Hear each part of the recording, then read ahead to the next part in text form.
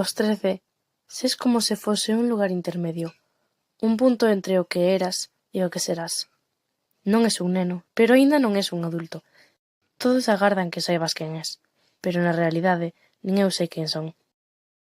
Todo o que me rodea parece estar cambiando tan rápido, e eu, como unha peza flotante, vou dun lado a outro, sen rumbo fixo. Miro ao espello e síntome alleo á persoa que vexo. O reflexo é o meu, pero non o sinto como meu. O meu corpo cambia e a miña voz cambia. As miñas emocións cambian. Síntome como se fose unha versión incompleta de alguén. Un esbozo a medio dibuxar, con liñas que non encaixan, con espazos baleiros. Que son eu en realidade? Hai días que me sinto como todos os demais, como se fose parte de algo. Entón, atómame cunha persoa que se parece telo todo resuelto. Un amigo co seu propio estilo, o seu propio grupo. E pregúntome, por que non eu? Por que non sei quen son aínda?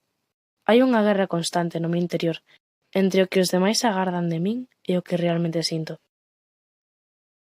Ás veces, trato de poñerlle un nome ao que sinto, pero non sei como facelo.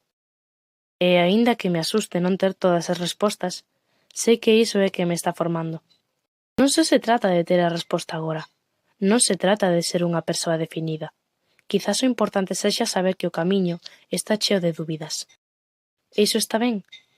Aos 13 anos non necesitas ter todo resolto. Non sei quen son, non sei quen serei.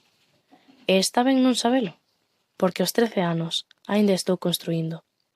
Tal vez o máis importante non sexa encontrarme a min mesmo, senón permitir que o tempo, as experiencias, os momentos e as persoas que me axudan a descubrir quen realmente son.